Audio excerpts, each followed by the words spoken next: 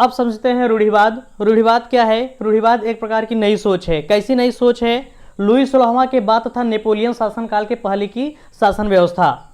जब नेपोलियन जब फ्रांस का सम्राट बना तो वह पूरे यूरोप में क्या किया था? हड़कंप मचा रखा था, तहलका मचा रखा था। और वह ब्रिटेन, जिसे आज इंग्लैंड कहते हैं, उससे जा भिड़ा। उस समय ब्रिटेन बहुत ताकतवर था और उसके अगल बगल के जो भी देश थे वो भी नेपोलियन से खफा थे, वो भी नेपोलियन से क्या थे? नाराज थे। तो ये 3-4 देश मिलकर नेपोलियन के खिलाफ लड़ाई लड़ी और नेपोलियन को बुरी तरह से हरा दिया। कौन कौन था? प्रसा, रूस, ब्रिटेन, ऑस्ट्रिया। ये 4 देश मिलकर नेपोलियन से लड़ाई लड़ी और उसको परास्त कर दिया और नेपोलियन को क्या किया? बंदी बना दिया।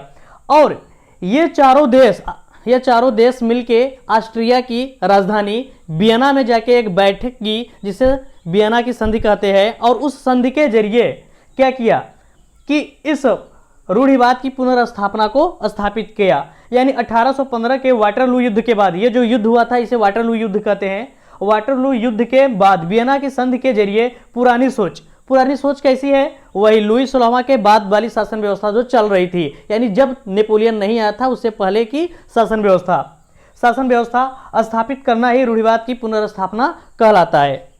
तो यहां तक आप लोगों को समझ में आ चुका होगा। अगर इसका स्क्रीनशॉट लेना चाहते हैं ले लीजिए, उसके बाद चलते हैं नेक्स्ट स्लाइड में।